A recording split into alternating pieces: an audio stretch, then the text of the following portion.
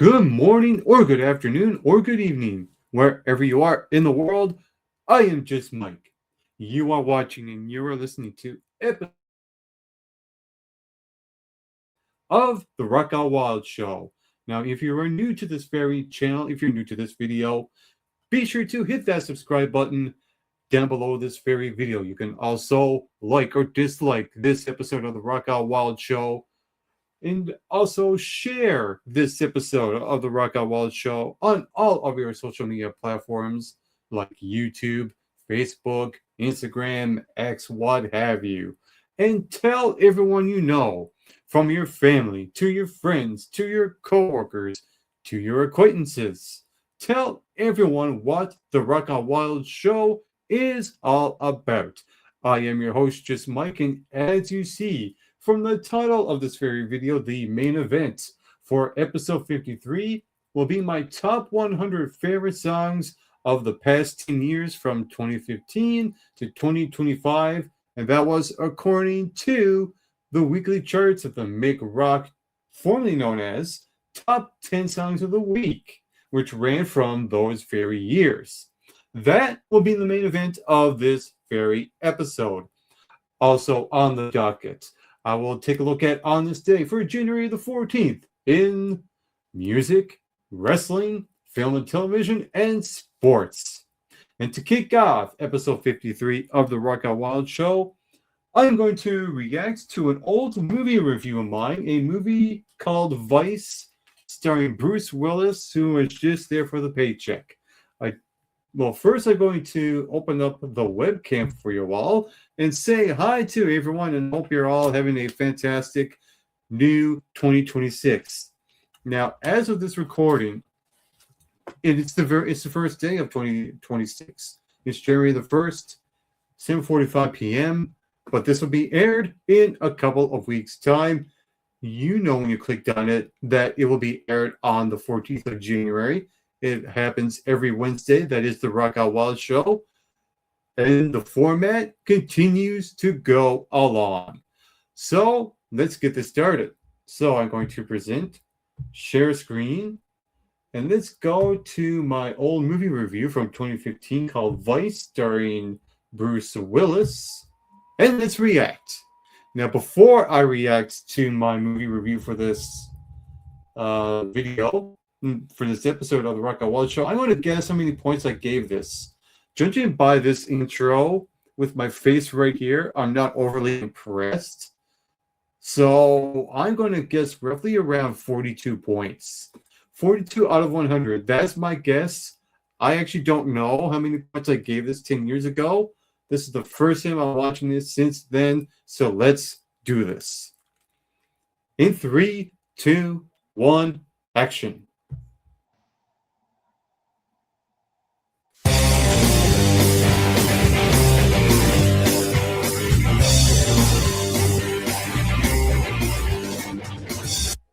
Hey, what is up, all movie fans in the movieverse? Welcome to the Mike McRock Movie Review Show. Right now I'm going to review a movie called Vice. And Vice is a sci-fi thriller about the ultimate resort where customers can pay off their wildest fantasies with artificial inhabitants who look like humans. Basically, it's your utopian paradise where you can do whatever you want without any consequences, without any laws or boundaries. So it's limitless. And that's what that movie kind of felt like, was limitless, mixed in with a bit of iRobot and other movies, and even this. And with that being said, this movie I mean, when I first heard myself with the synopsis of this movie, Vice, the first thing that came to my mind was the show Dollhouse. There's Bruce Willis. Bruce Willis in this movie, he was the head cheese, the head honcho who runs this place called Vice, hence the title of the movie. And oh man, oh man. Oh boy, here we go. Here we go. What happened to you, Bruce Willis? I mean, this is the guy that started the Die Hard franchise. He was a hardcore action hero, Yeah, he was. a legend in the business, Still is. and now he's doing cheap movies for cash grabs. Yeah.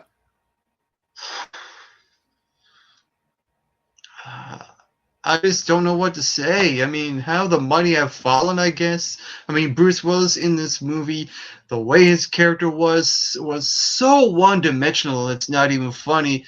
He was so boring and stale and just everything wrong with this guy. Uh, all never. I can. There's no words can explain to me what happened to Bruce Willis. I mean, if you have any ideas of what happened to Bruce Willis, you can leave your comments in the comment section below and tell me what happened to Bruce Willis. If you can answer that question for me, that would be fantastic. But now, before I continue on, I should reiterate that I'm not asking what happened to Bruce Willis as a person. We all know his condition and all that stuff, if he's still alive around this recording. But I'm just talking about Bruce Willis, the actor here. What happened to the Bruce Willis that we knew? That was the star of Die Hard. Now just doing movies for paychecks. Like that's the thing that I'm wondering. So let's continue. Moving on, you also have Thomas Jane in this movie, and Thomas Jane to me was the best actor in the movie, and that's not saying the whole heck of a lot either, because there was no depth to his character at all. Yep. And basically, with the acting in this movie, there was no depth to anyone in this movie. I feel bad for Thomas Jane. Yeah. I feel bad for Bruce Willis. Yeah. And I even feel bad for Amber Childers. I think that's, I'm not sure if that's the way they pronounce her name, but oh my god. This is brutal. Brutal. This is one of those movies where you just have to switch off your brain, suspend your disbelief, and if you can enjoy this movie, then more power to you, because as a film, I did not enjoy this movie at all. This was really bad. And you know when a movie's bad when there's not a lot of people talking about this movie or reviewing this movie at all. Yeah, really. No buzz at all. No. Even the way the action was in this movie. You have gunshots galore in this movie. The way the gunshots were fired were just way too hollow at all. I'm going to pause it again. I mean, how does a movie starring Bruce Willis and Thomas Jane with a dollhouse-like sci-fi concept not get any hype at all? I don't understand that. Anyway, let's continue. Hollywoodized, just the way the sounds were, and it was laughable that the main hot chick in this movie was ducking all these gunshots and not a one hits her. It was laughable. And one death scene in this movie, just the way that was shot as well, was poorly executed in the way the CGI looked. Yeah, the CGI was really, really poor. Yeah. The story in this movie was really poor. It was very limited. It was just everything that I didn't expect. Because going into this movie, this actually looked promising, but it turns out it just let me down way too much. This is not the greatest. And the way this movie ended too.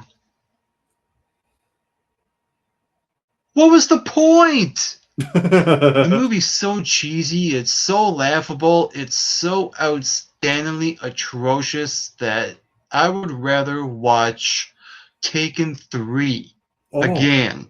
Oh my god. After watching this movie, and I probably will once that comes out on DVD. So I'm just going to end it here.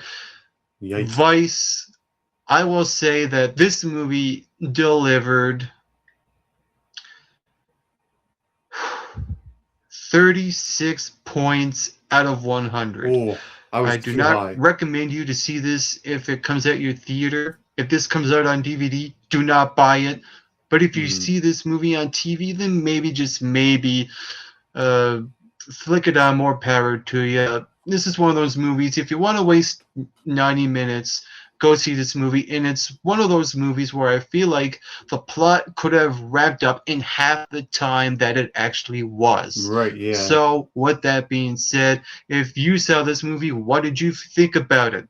Feel free to comment in the comment section below and give me your thoughts on Vice. And you can also hit that subscribe button as well to get Mick Rocked. Yeah, so that was my old movie review for the movie called Vice, and no, not Miami Vice. Vice starring Bruce Willis and Thomas Jane, and I'm still wondering about my question. How does a movie with that kind of concept, starring one of the biggest action stars of all time, Bruce Willis, and the Punisher, Thomas Jane, not get any buzz or hype at all? That makes no sense to me. I think the lack of marketing was a red flag of how this movie really was. And after watching the movie 10 years ago, I found out the hard way. So that's pretty much it. I was off by 6 points. I was a little bit high on that. So that's pretty much all in a much forgotten science fiction movie in 2015. That's pretty much it right there. Now let's continue on episode 53 on the Rock Out Wild Show with the things that you come to see on this very show. And that is an installment I like to call On This Day. And let's start off with music, shall we? Let's start off with some music. So let's share screen, and let's see what happened in the world of music for January the 14th in years past. There's a picture of David Bowie right there, looking very different, very, very different. So let's see what happened here. On this day in music, January the 14th, 1977, David Bowie released his 11th studio album, Low, the first of 3 collaborations with Brian Eno, known as the Berlin Trilogy. The futuristic sounding record found record. The futuristic, let's try this again. The futuristic sounding record found Bowie experimenting with electronic and ambient music, resulting in one of his more avant-garde works. While fans and critics were divided on the artist's new sound, Bowie did little to promote the record, which goes to show. I was saying about the movie Vice earlier. Low was a commercial success, landing at number 2 in the UK and number 11 in the US single Sound and Vision, meanwhile, peaked at number 3 on the UK pop chart.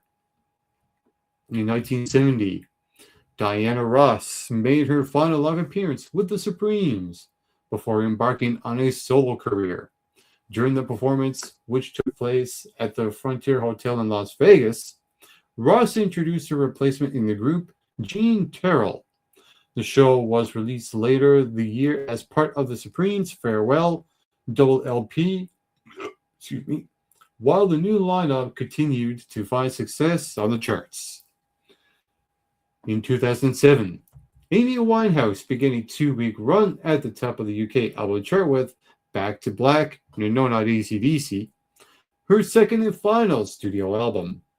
Released in November 2006, the album featured Winehouse's signature hits including Rehab, You Know I'm Good, Tears Dry on Their Own, and the title track. Across the pond, Back to Black broke first-week sales records and would earn Winehouse multiple Grammys in 2008. In 1996, Oasis scored their second number 1 album in the UK with What's the Story? Morning Glory, the Manchester UK's band's colossally successful sophomore LP. The album would spend a whopping 145 weeks on the charts and become a staple of Britpop genre. In 1984, Paul McCartney scored his first UK number 1 hit as a solo artist with Pipes of Peace. McCartney previously scored chart-topping hits with the Beatles, Wings, and Stevie Wonder when they released their duet, Ebony and Ivory. The feat also made McCartney the first artist in the UK to score a #1 hit as a solo artist, as a duo, and as a member of a band. In 1978, the Sex Pistols played their final show together at Winterland Ballroom in San Francisco, California. Ahead of the encore, frontman Johnny Rotten announced his displeasure with the band, effectively ending the group's short but mighty reign. And in 1967, the Human Be-In took place in San Francisco's Golden Gate Park. Attended by approximately 25,000 people, the event served as a precursor to the Summer of Love and set the standard for music festivals.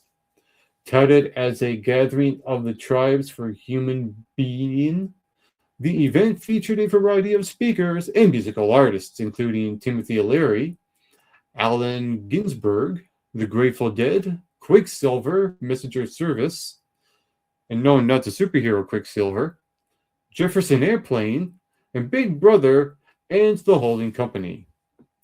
Here are some birthdays that happened in music. For January the 14th, we have Alan Toussaint, was born in 1938. From Sisters of Mercy, Patricia Morrison was born on January the 14th in 1962. And then we have someone who was like a phenomenon, LL Cool J, born on this day in 1968. Born in 1969 on January the 14th, David Grohl, Nirvana, and the Foo Fighters. David Grohl himself. And in 1982, Caleb Followill from Kings of Leon was born on January the 14th. So those are all the events that happened in the world in music for January the 14th. Now let's take a look at what happened on this day in wrestling for January the 14th. Here's a picture of Bobby Lashley. Looks like he's holding the Intercontinental Championship, holding it up high. In 1992, at a WCW Worldwide Champion in Marietta, Georgia, Arn Anderson defeated the Z-Man, or in Canadian terms, the Z-Man, to win the WCW Television Championship. In 2001, WCW Sin pay-per-view took place in Indianapolis, Indiana. Chuck Palumbo and Sean O'Haire defeated Diamond Dallas Page and Kevin Nash for the WCW World Tag Team titles, and May won the WCW Hardcore title in a triple threat match against Crowbar and Terry Funk. In the main event, Scott Steiner, who's fat, retained the WCW World Heavyweight title in a four-way match against Jeff Jarrett, World Wire Animal, and Sid Vicious. The event is perhaps best known for the horrific injuries suffered by Vicious in the main event. Oh, is that the one where he, actually, I'm not even sure, where he broke his leg? That could be another one altogether. Anyway, the former WCW champion took a rare jump from the middle turnbuckle. That's the one where he landed, snapped his leg in gruesome fashion, effectively ending his wrestling career as a full-time performer. Before I go any further, from what I understand, it was John Laurinaitis that told Sid on the second turnbuckle and land a boot to his opponent. Did that? Oh my! Don't ever YouTube that. It's one of the most cringiest injuries you'll ever see in your life. And even I know OTR Central posts fun at it every now and then. Let's continue on. In 2006, Bryan Danielson won the FIP World Heavyweight title in a triple threat match against Roderick Strong and Homicide, and would then retain the ROH World Heavyweight title against Chris Hero, who had recently been signed by CZW in the main event of ROH Hell Freezes Over in Philadelphia. Earlier in the day, CZW held an afternoon of main events in the nearby New Alhambra Arena, and during the show, Danielson, along with Nigel McGuinness, Austin Aries, and Roderick Strong, would jump the guardrails, starting to fight with several CZW wrestlers. In 2008, Ric Flair defeated William Regal in a career-threatening match on WWE Raw from Mobile, Alabama. Mr. McMahon had issued an ultimatum to Flair the day after the Survivor Series in 2007, stating that the next match he lost would bring an end to his career in WWE, and we know how that ended up to be. With simple words with "I'm sorry, I love you." In 2007, in the main event of TNA Final Resolution pay-per-view, Christian Cage defeated Abyss and Sting in a three-way elimination match to win the NWA Heavyweight Championship. He would be the last NWA champion under the TNA banner. Also on the show, Chris Sabin won a regular triple threat match against Christopher Daniels and Jerry Lynn to win the X Division Championship, and Bob Backlund made a bizarre debut. Well, yeah, Bob Backlund is bizarre. I am not surprised one single bit. Anyway, let's go. Caitlyn. In 2013, Caitlyn defeated Eve Torres for the WWE Divas Championship on WWE Raw in Houston, Texas, where everything is bigger. And in 2014, Mae Young passed away from natural causes at the age of 90. God rest her soul. Young had a legendary wrestling career, competing over 8 different decades. That's a long time. She became a Triple Crown winner in the NWA, winning the Florida, United States, and World Tag Team Women's Championships. However, Young will be fondly remembered for her memorable and entertaining moments in the WWE, which included winning the Miss Royal Rumble 2000 bikini contest, her relationship with Mark Henry, and perhaps most notably for taking bumps which ranged from being Olympic slammed by Kurt Angle and being powerbombed up the stage by Bubba Ray Dudley. In 2008, Young was inducted into the WWE Hall of Fame, and the Mae Young Classic Tournament was introduced by the WWE in her memory in 2017.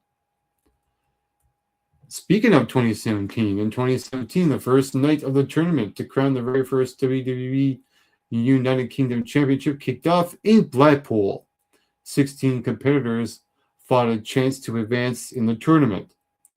Trent Seven defeated H.C. Dyer in the opening match, and throughout the event, the likes of Pete Dunne, Tyler Bate, Jordan Devlin, who's now J.D. McDonough, Wolfgang, and Mark Andrews were all victorious in the matches on the opening night of this historic event.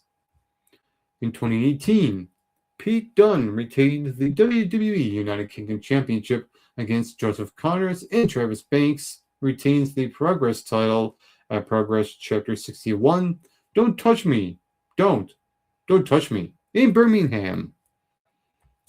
In 2019, Bobby Lashley defeated Dean Ambrose and Seth Rollins in a triple threat match for the WWE Intercontinental Championship on Raw from Memphis, Tennessee.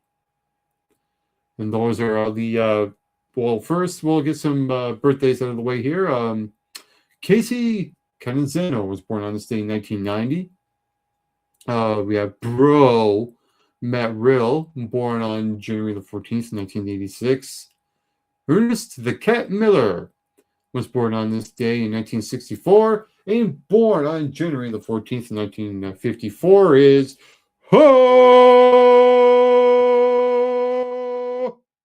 Hacksaw Jim Duggan. Those are all the events that happened for January the 14th in the world of professional wrestling. Now let's take a look at what happened on this day for January the 14th in film and television. In 1952, Today's Show premieres with Dave Garroway and Jack Lucille on NBC TV. In 1953, WALA TV Channel 10 in Mobile, Alabama begins broadcasting. In 1972, Sanford and Son, starring Red Fox and Demon Wilson, premieres on NBC TV. In 1972, also, WMAH TV Channel 19 in Bisley, Mississippi begins broadcasting. Also in 72, WMAU TV Channel 17 in Boudin, Mississippi begins broadcasting. Also in 72, WMAW TV Channel 14 in Meriden, Mississippi begins broadcasting. Oh my God, how many times can you say Mississippi that fast?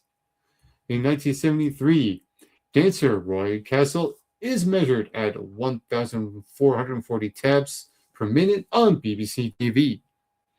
In 1976, The Bionic Woman with Lindsay Wagner debuts on ABC, later NBC. In 1977, Fantasy Island, starring Ricardo Montalban and Hervé Vinchelazzi, premieres on ABC TV. I'm sorry if I mispronounced those names. In 1990, the 11th ACE Cable Awards, CNN wins the Golden Cable ACE for the coverage of the events in Beijing, China. In 1991, Barbara D'Angelo Show premieres on CBS TV. In 1991, Tyne Daly arrested for drunk driving in Van Nuys, California. In 1993, David Letterman announces his show is moving from NBC to CBS. Also in 1993, revival of Eugene O'Neill's stage drama Anna Christie and Liam Neeson opens at the Criterion Theater, New York City. It runs for 54 performances. In 2001, Jennifer Lopez scores her first UK #1 single with Love Don't Cost a Thing. And rumor has it, she still owns the block.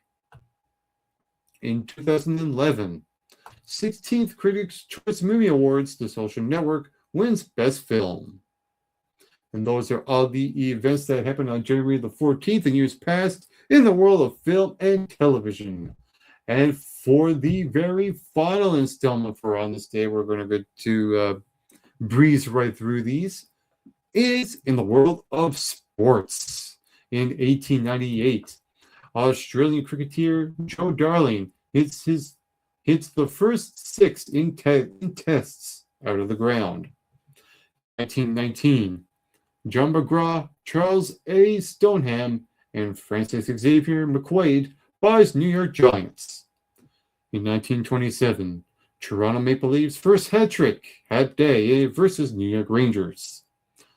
In 1902, Racing Hall of Fame jockey Eddie Arcano wins his first race at Agua Caliente Racetrack in Tijuana, Mexico, aged 16 years. In 1935, Australian Championships men's tennis. Home favorite Jack Crawford wins his 4th Australian title, beats Fred Perry of England 2-6, 6-4, 6-4, and 6-4. Also in 1935, Australian Championships women's tennis, Melbourne. In an all-British final, Dorothy Round Little defeats Nancy Lyle 1-6, 6-1, and 6-3. In 1940, second NFL All-Star Game, Gilmore Stadium, LA. Green Bay Packers beat NFL All-Stars 16-7. Also in 1940, MLB Commissioner Kensa Melendez gives free agency to 91 Detroit Tigers minor league players.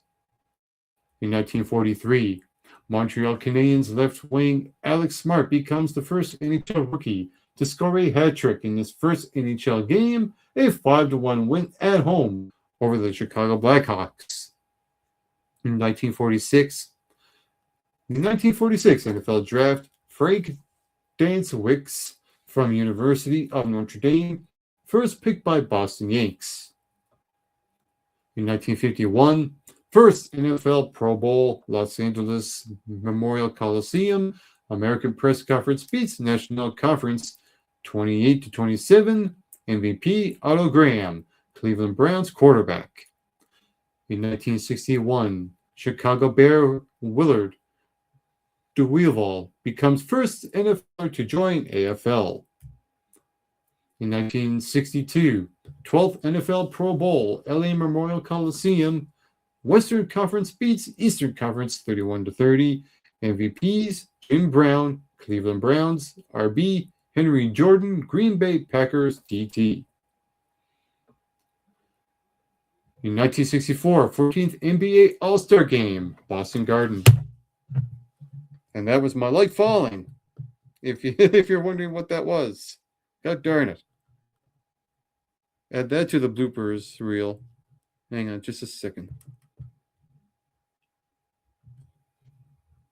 Son of God darn it. Here we go. Oh, here we go. In 1964, 14th NBA All-Star Game, Boston Garden, East Beats West, all 111-107. MVP Oscar Robertson, Cincinnati Royals, PG. In 1968, Super Bowl II, Miami Orange Bowl, Miami, Florida, Green Bay Packers beats Oakland Raiders, 33-14. MVP Bart Starr, Green Bay quarterback. In 1969, 19th NBA All-Star Game, Baltimore Civic Center, East beats West, 123-112. MVP Oscar Robertson, Cincinnati Royals, PG. 1969 also, Matt Busby retires from Manchester United. In 1971, cricketer John Snow takes 7-40 for England to beat Australia by 299 runs. In 1973, Super Bowl VII LA Memorial Coliseum, Los Angeles, California, Miami Dolphins beat Washington Redskins 14-7. MVP Jake Scott, Miami South or S. In 1975, 25th NBA All-Star Game, Arizona Vets, Memorial Coliseum, Phoenix, Arizona, East beats West, 108-102. MVP Walt Frazier, New York Knicks, PG. Also in 75, Annette Wold, Norway, sets women's ski jump distance record of 98 meters. In 1976, Ted Turner becomes the CEO of Atlanta Braves. That name sounds familiar, doesn't it? Anyway, let's continue on. In 1979, John McEnroe wins his first of 3 ending ATP Master Grand Prix tennis titles, 6-7, 6-3, 7-5, against fellow American Arthur Ashe at Madison Square Garden, New York City. In 1979, Puerto Rican boxer Wilfred Benitez beats WBC welterweight champion Carlos Palmono of Mexico in a 15-round split decision in San Juan, Puerto Rico, becomes 2-division champion at the age of 20. In 1984, Ray Mancini scores a third-round TKO of Bobby Checkin to retain his WBA light heavyweight title in Reno, Nevada. Checkin so severely battered, he thanked referee Richard Steele for stopping the fight. In 1985, Martina Navratilova is third to win 100 tennis tournaments. Connors and Everett. In 1987, pitcher Jim Catfish Hunter and outfielder Billy Williams are elected to Baseball Hall of Fame. In 1990, AFC Championship, Mile High Stadium, Denver. Denver Broncos beat Cleveland Browns 37-21. In 1990 also, NFC Championship, Candlestick Park of San Francisco 49ers beat LA Rams 30-3. In 1993, Utah Jazz center Mark Eaton blocks 2 shots in a 96-89 win over Seattle Supersonics, becomes only second player in NBA history, along with Kareem Abdul-Jabbar, to record 3,000 career blocks. In 1994, Ina Slovakia triple jumps ladies world record, 14.61 meters. In 1995, Vinny Pazina beats Panamanian boxing legend Robert Durant in a 12-round unanimous decision in a super middleweight bout in Atlantic City. Second time in 6 months, Pazinza wears down 43-year-old Durant in a high-profile pay-per-view bout. In 1996, AFC Championship, Three Rivers Stadium, Pittsburgh. Pittsburgh Steelers beat Indianapolis Colts 20-16. Also in 96, NFC Championship, Texas Stadium. Dallas Cowboys beats Green Bay Packers 38-27. In 1998, Charles Barkley pleads not guilty to an assault charge. In 2001, AFC Championship, Network Associates Coliseum, Oakland. Baltimore Ravens beat Oakland Raiders 16-3. Also in 2001, NFC Championship, Giants Stadium, East Rutherford. New York Giants beats Minnesota Vikings 41-0. In 2020, Boston Red Sox manager Alex Cora is fired amid Major League Baseball's investigation into sign stealing by the Houston Astros. Cora was the Astros bench coach before moving to Boston. In 2023, Brock Purdy wins his first playoff game as a rookie quarterback against the Seattle Seahawks.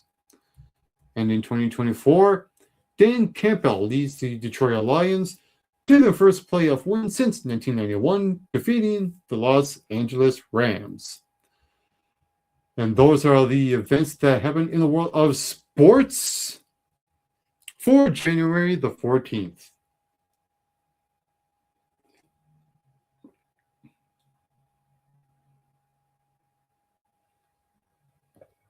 And I do believe it is about that time for the main event for episode number 53 of the Rock On Wild Show.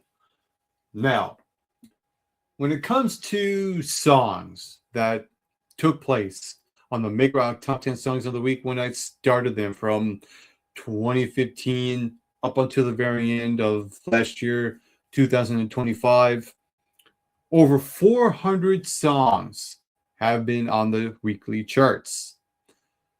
A lot of songs stayed there for a good long time, and a lot of songs didn't stay long on there at all, and some in between. And right now, I am going to rank the top 100 best songs that took place on the Make Rock Top 10 Songs of the Week for the past 10 years. As you see from the title of this episode of episode 53 of the Rock On Wild Show, this is my top 100 favorite songs of the past 10 years. Now, to do this, I have a tab set up, and I'm going to, as I go along, you can also follow along with me with this list. So I'm going to present, share screen, and let's go to this list right here, and let's get this going. Number 100 of my top 100 songs of the past 10 years is a song that spent 16 weeks on the chart. That is Panic Attack by Judas Priest. Coming in at number 99 on this list is a song called Atmosphere by the Spider Accomplice. That song also spent 16 weeks on the top 10 as well. Coming in at number 98, it's a song that's also spent 16 weeks on the top 10. And it also spent 2 weeks at the number 1 spot. That is Oblivion by Venues. Coming in at number 97 on this list is also a song that spent a couple of weeks, number 1 and 16 weeks on the top 10. It is Beyond the Black with the song Dancing in the Dark. Coming in at number 96 on this list is a song that spent 16 weeks in the top 10, with 3 of those weeks at the number 1 spot. That is Breathing Color by Forever Still. At number 95 on this list is a song that also spent 16 weeks on the chart, with 3 of those weeks at the number 1 spot. Rainbow Veins by Bullet for My Valentine. Coming in at number 94 on this list, Show Me a Leader by Alter Bridge. That song spent 16 weeks on the top 10, with 3 of those weeks at the number 1 spot. Coming in at number 93 on this list is a song that was around last year, I Believe by Killswitch Engage, which was a song that spent 16 weeks on the top 10, with 4 of those weeks at the number 1 spot. Coming in at number 92, Disguise by Motionless in White. That song spent 16 weeks on the top 10 and 4 weeks number 1. Coming in at number 91 on this list, Oblivion by Fit for a King. That song spent 5 weeks number 1 with 16 weeks on the chart. Now we are getting into the top 90 portion of this list. Number 90, The Devil Inside by Like a Storm. That song spent 16 weeks on the top 10, with 5 of those weeks at the number 1 spot. Coming in at number 89 on this list, Sunset Over the Empire by Arch Enemy. This is a song that spent 16 weeks on the chart, with 5 of those weeks at the number 1 spot. Coming in at number 88 on this list, Dust by Tremonti. This is a song that spent 16 weeks in the top 10, with 5 of those weeks at the number 1 spot. Coming in at number 87 on this list is one of many by Nonpoint, Divided and Conquer Them. That song spent 16 weeks on the top 10, with 5 of those weeks at the... Coming in at number 86 is my favorite duo from Australia, Detox by the Veronicas. That song spent 16 weeks on the top 10, with 5 of those weeks at the number 1 spot. Coming in at number 85, Judas by Fozzy. This is a song that spent 16 weeks in the top 10, with 6 weeks at the number 1 spot. Coming in at number 84 on this list, Wishing Wells by Parkway Drive. This is a song that spent 16 weeks on the top 10, with 6 weeks at the number 1 spot. Coming in at number 83 on this list, For I Am Death by The Pretty Reckless. That's a song that spent 16 weeks on the top 10, with 6 of those weeks, I should say, at the number 1 spot. Coming in at number 82, The Way I Say Goodbye by Any Given Sin. That's a song that spent 16 weeks on the top 10, with 8 of those weeks at the number 1 spot. And at number 81, 25 by The Pretty Reckless. That is a song that spent 16 weeks on the top 10, with 18 of those weeks at the number 1, with 8 of those weeks, I should say, at the number 1 spot.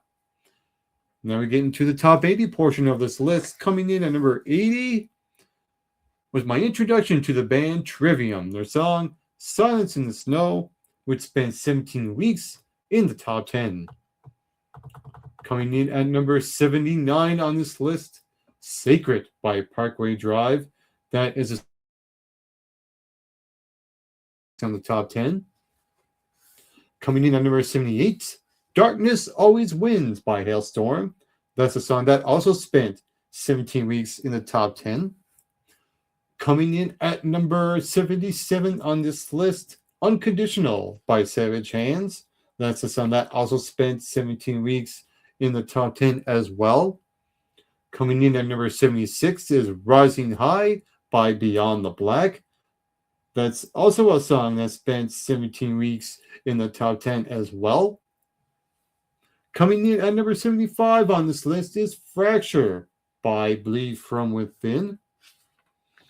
That is a song that spent 17 weeks in the top 10. I don't know why, but I thought that song was a number 1 song. I could be wrong in that. I don't know. I'd have to double check that.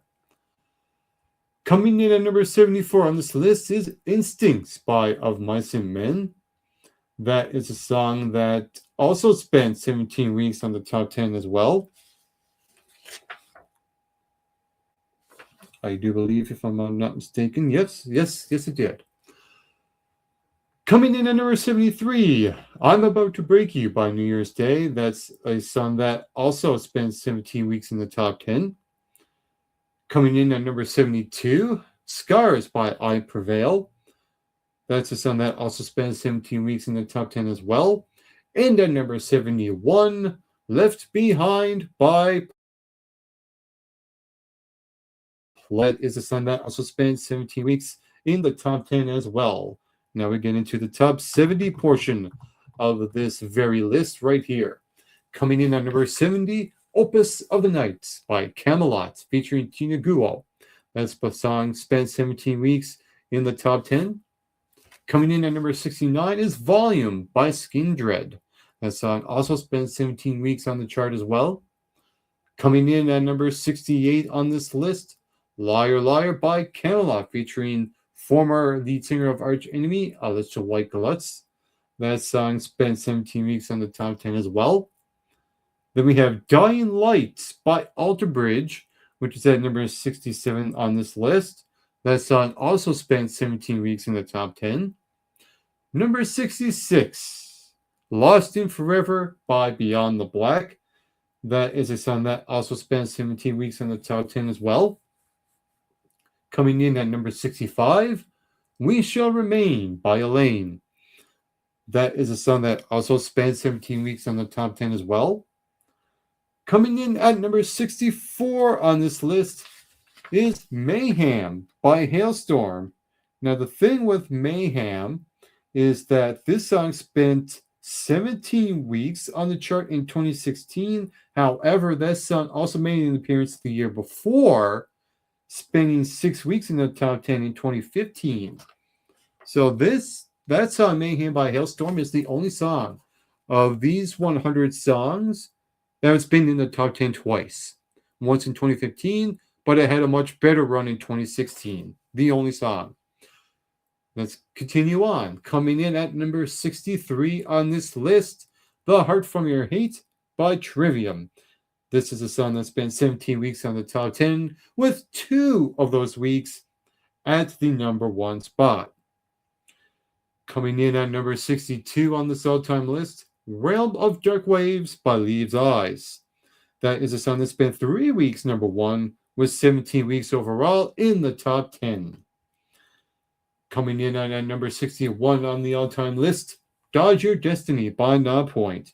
That is a song that spent 17 weeks on the chart overall, with 3 of those weeks at the number 1 spot. Now we are getting to the top 60 portion of this list. Coming in at number 60, Is There Anybody Out There by Beyond the Black. That is a song that spent 17 weeks on the top 10, with 4 of those weeks at the number 1 spot. Coming in at number 59 on this list, I Am the Fire by Hailstorm. That is a song that spent 4 weeks at number 1 and 17 weeks overall on the top 10. Coming in at number 58 is Contraband by Make Them Suffer, featuring Spiritbox lead singer Courtney LaPlante. This song spent 17 weeks in the top 10, with 5 of those weeks at the number 1 spot. Coming in at number 57 on this list is one of the most well-known classic rock bands of all time, Blue Oyster Cult, with their song, The Alchemist. That's right, Blue Oyster Cult was in my top 10. The Alchemist spent 17 weeks on the chart, with 5 of those weeks at the number 1 spot. Coming in at number 56 on this list is Death by Rock and Roll by The Pretty Reckless. This song spent 17 weeks on the top 10, with 5 of those weeks at the number 1 spot. Coming in at number 55 is It Gone by Forever Still. This is a song that spent 17 weeks on the top 10, with 5 of those weeks at the number 1 spot. Number 54 on this list is A Million Watts by Nonpoint. This is a song that spent 17 weeks in the top 10, with 5 of those weeks at the number 1 spot. Coming in at number 53 on this list, Everest by Hailstorm. This is a song that spent 17 weeks on the top 10, with 5 of those weeks at the number 1 spot. Coming in at number 52 on this list is Lullaby by Scarlet Riot. This song spent 17 weeks in the top 10, with 6 of those weeks at the number 1 spot. And to round up the first half of this list, at number 51, Wouldn't You Rather by Alter Bridge.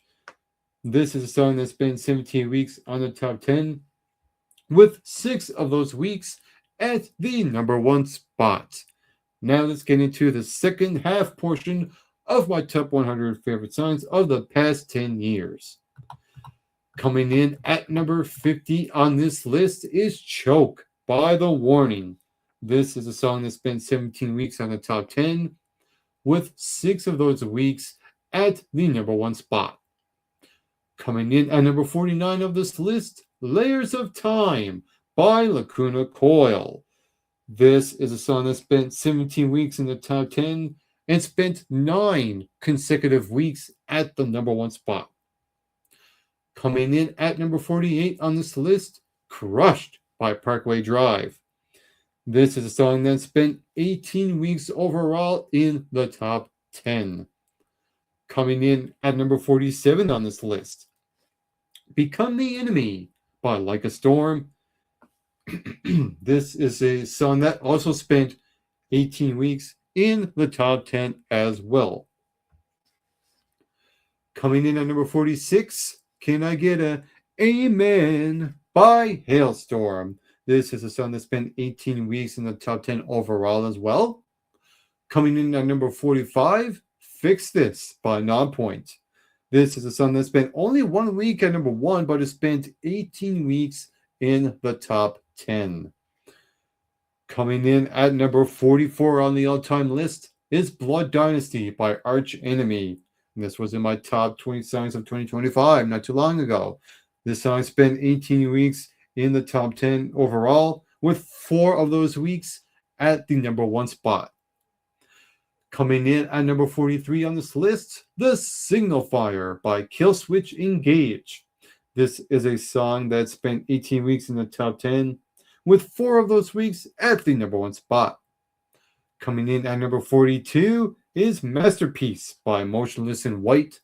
This is a song that spent 5 weeks number 1 on the charts and spent 18 weeks in the top 10 overall.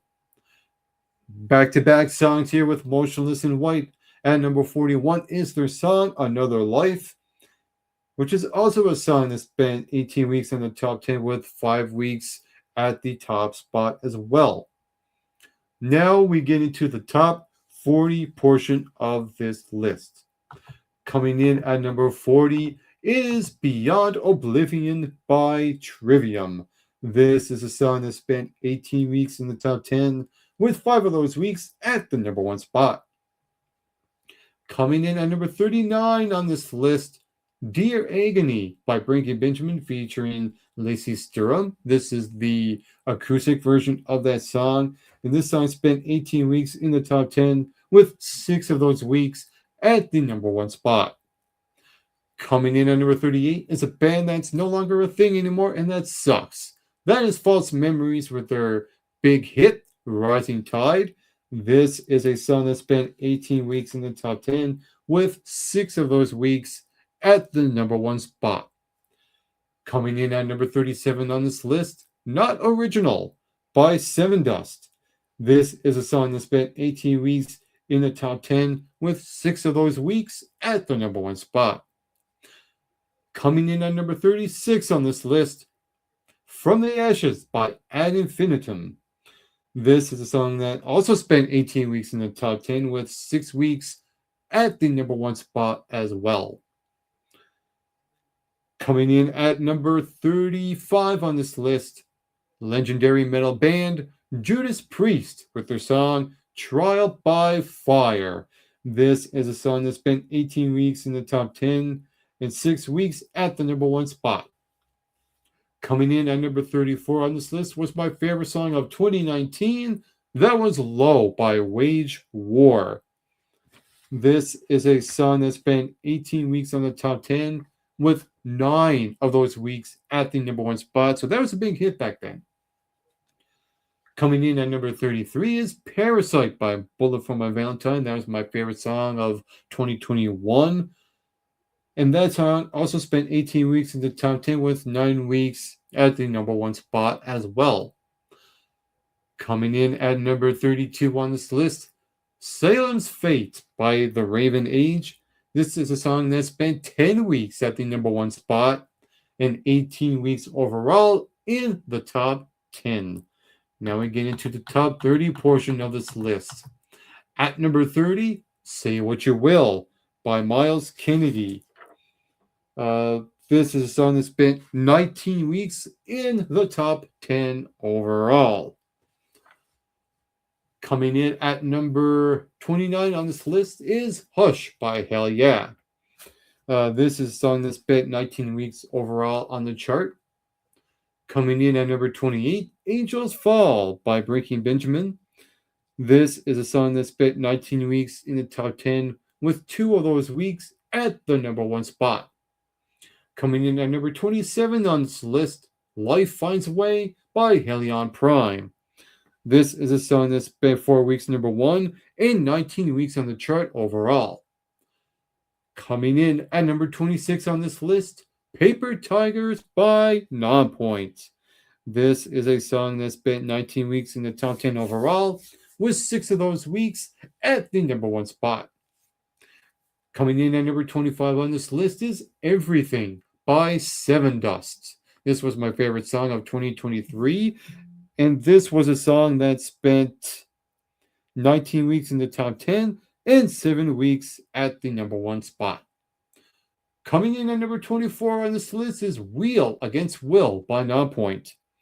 This is a song that spent 19 weeks in the top 10 as well, with 7 of those weeks at the number 1 spot.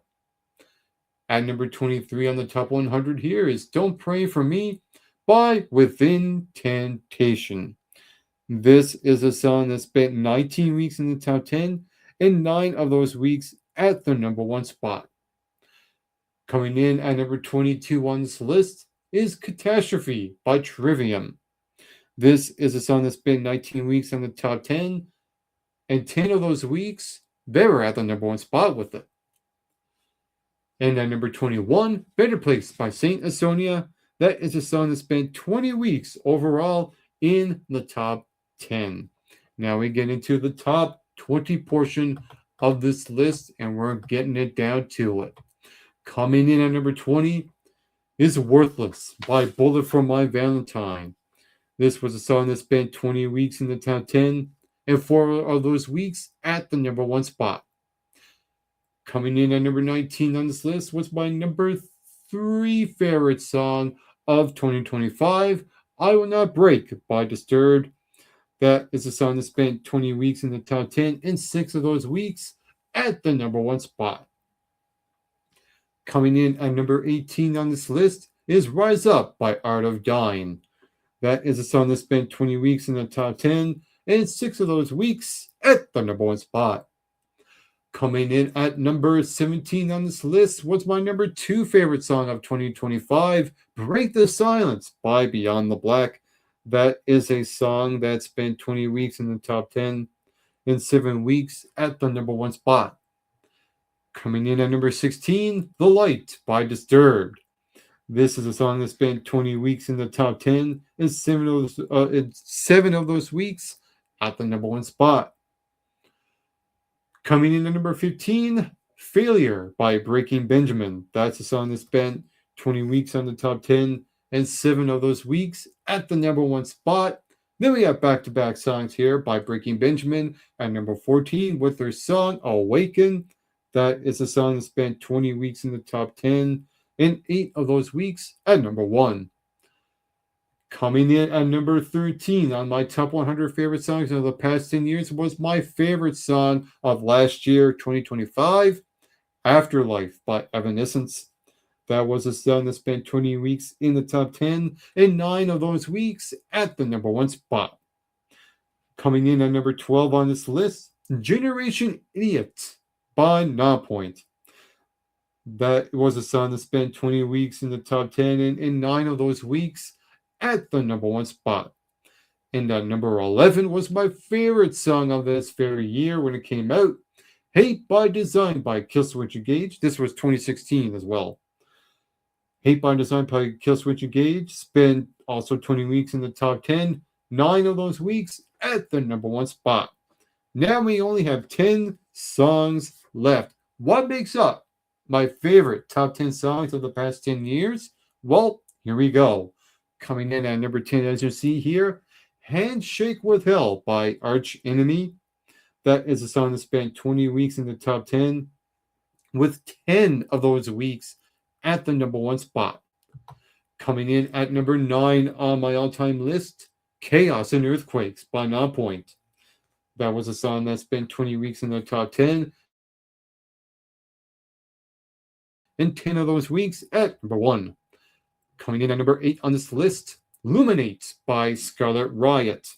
That was a song that spent 20 weeks in the top 10, and it also holds the record for most weeks at the number 1 spot, spending a consecutive 14 weeks at number 1. Coming in at number 7 on this all-time list, Until the World Goes Cold by Trivium.